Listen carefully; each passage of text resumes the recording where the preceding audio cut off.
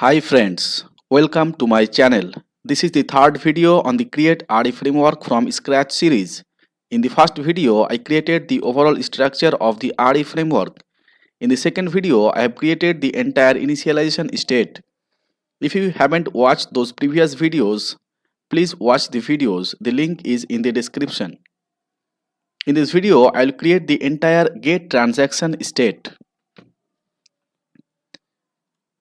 So without further delay, let's get started. So bot will come to the get transaction state once the initialization state completes successfully. Okay, so it will come to this path.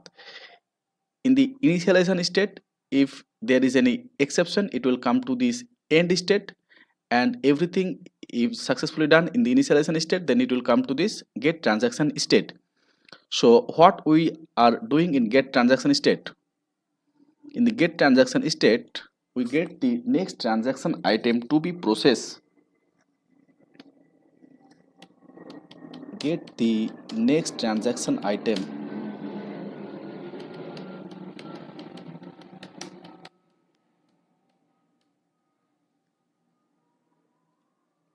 Okay, so let's go inside the get transaction state.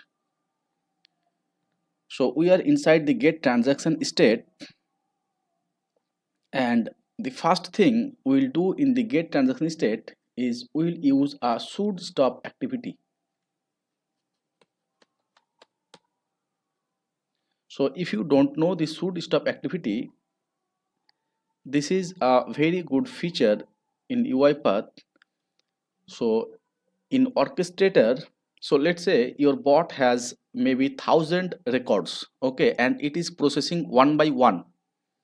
Now let's say because of some reason you want to stop your bot after 100 or 200 transaction is completed. Now suddenly you want to stop the bot. So if you kill the bot, means if you stop the process suddenly at that point, then the bot will not able to send the run report, and B will not able to get to know that for how much records bot has worked. So the should stop activity is very useful. So the output is, let's say, let's create a variable should stop.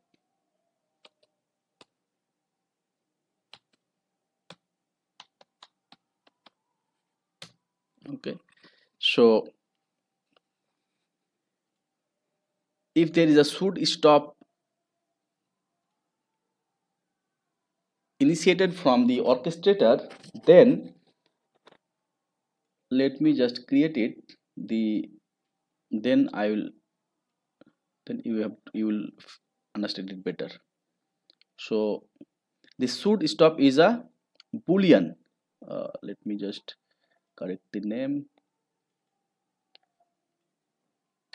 Okay, should stop. So let me use the condition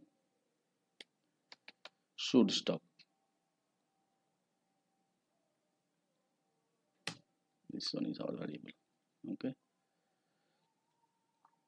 so if there is a should stop triggered from the orchestrator, then what we'll do, we'll use a log message here,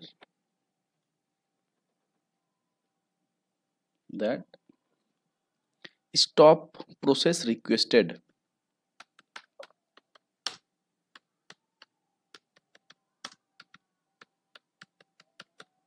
Stop process requested. It will be a information. Okay, and after that what we will do, it's a very simple thing but very useful thing. We'll make the transaction item as nothing. So as we have made the transaction item is nothing, where bot will go? Bot will go to the no new data, and it will go to the end state.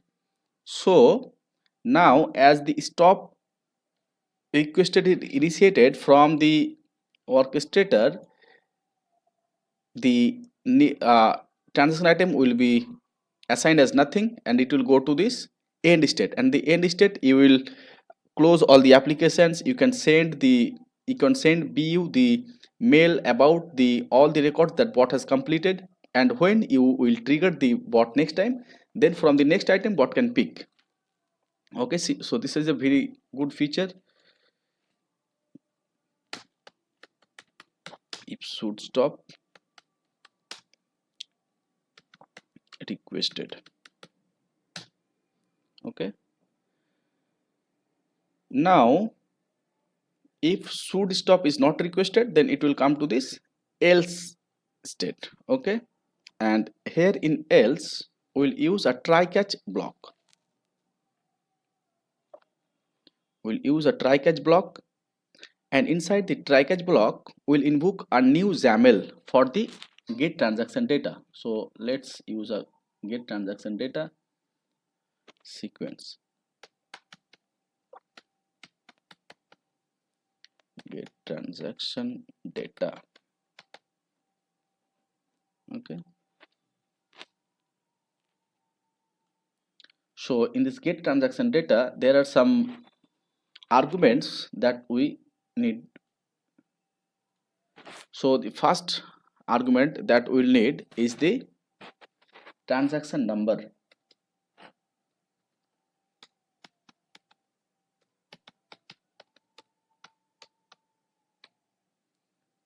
It will be indirection, and it will be integer 32. Okay, next we'll need the config, in config. So what is the type of config? Config is of dictionary of string and object. So as I have used it earlier, it is already here, otherwise we need to search it. So string and dictionary of string and object. Okay, what is the next one? Next one we will need is transaction item. So it will be a out argument, out transaction item. And what will be the type of this? It will be of type queue item.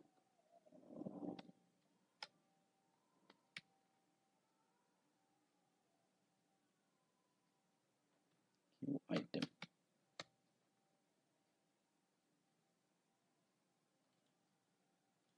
Okay, this queue item, and here the direction should be out. Okay, so these are the main three arguments that we need. There are few other arguments that could be required according to the process that you will build. Okay, so we will not use those things. Okay, so these are the main three arguments that we'll need here. Okay, so here we will use a first a log message activity.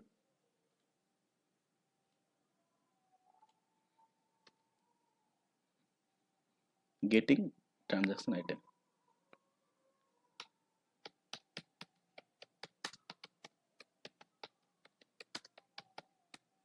Getting transaction item. Okay, so we will get the transaction item in a inside a retry activity. So whenever we will deal with orchestrator, most of the time we should use the get retry scope, because what happens sometimes UiPath Studio could not make the connection to the orchestrator. So at that, because of that, the retry scope helps. So it will try the next time and again the next time according to how much retry you want to do. Okay, so inside the retry, again we will use a try catch block.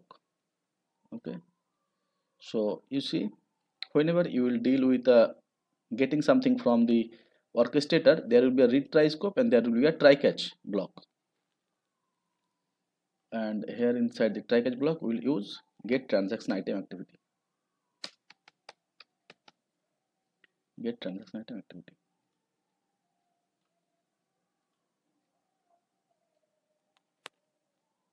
Okay, here we have to give the orchestrator folder.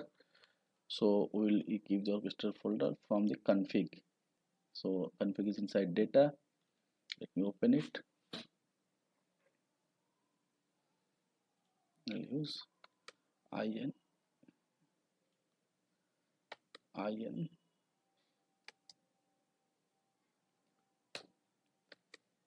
in config of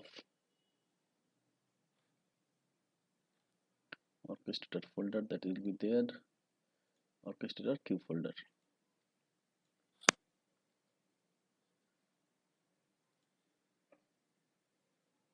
See, I'll use it at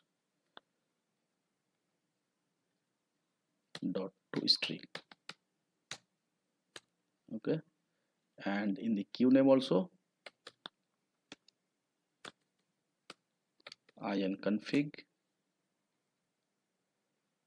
of orchestrator queue name.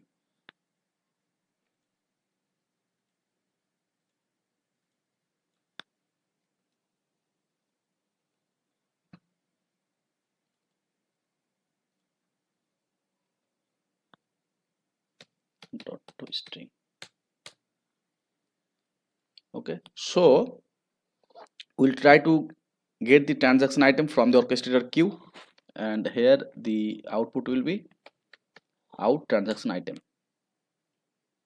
Okay, now here in the catch section we'll give a rethrow.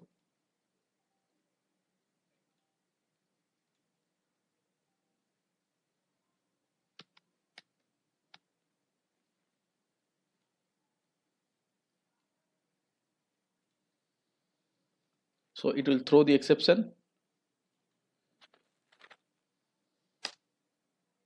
error getting transaction. So if it gets any error while getting the transaction, and before rethrow we can use a log message activity to log what is the exact error. You can give it as error, and here you can use error while getting transaction data, transaction item, and we can use the error message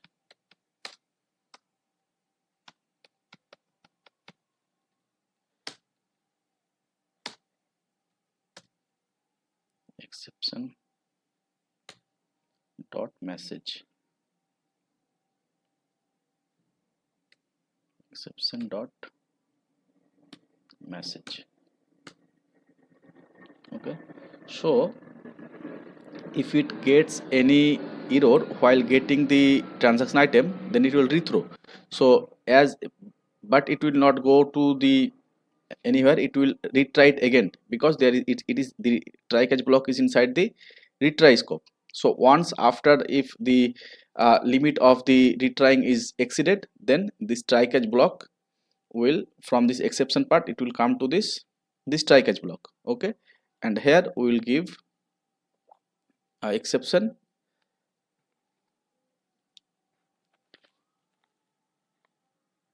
let's assign this. So here the exception, system exception that we have,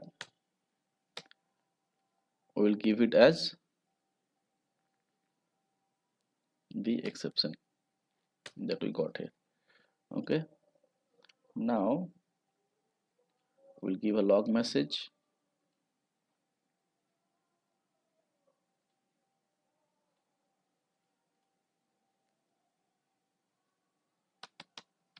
error while getting transaction item, error while getting transaction item. Okay, and after that what we will do, we will assign the transaction item as nothing, transaction item as nothing. Okay, so that it will go from here to the end state as it has gotten an error. So in this case also, it will, bot will suddenly not stop, it will go to the end state, it will close all the applications that is there, and then it will send the run report. After that it will end. Okay, so let's again go to the get transaction data. So you understood, in the try catch block, if you get any error here, it will come to this exception. We are in this exception, we are rethrowing it. So as we are using it, the rethrow, so it will check that if this try catch block is a child of another parent try catch block, so this get transaction data will invoke here. Okay, will invoke here. Let's do that.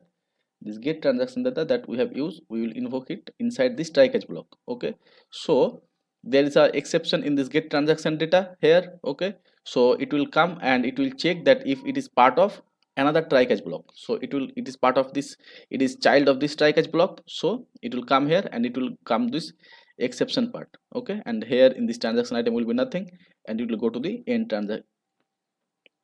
end state. Okay, okay, so once this is done,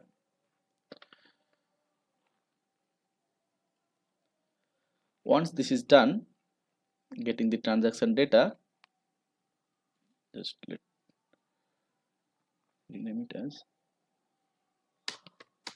get transaction item, get transaction item. Okay, so after that we will use a if activity. This if activity, if the out transaction item is not nothing, then we can use this block according to our need. Okay, if there are any other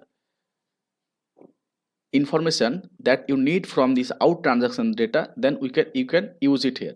Okay, but we'll not, we'll keep it blank for now. Okay, so this was all about the get transaction data. We are in this block, we are just getting the transaction data from the orchestrator. So if we get an error while getting the transaction data from this from the orchestrator, then we will log it as a system exception and we will assign it as a uh, transaction item as nothing, and so it will go to this end state. Okay, and bot will end there. Okay, so this was all about the get transaction state. Okay, okay guys, so thanks for watching the video. Happy automation.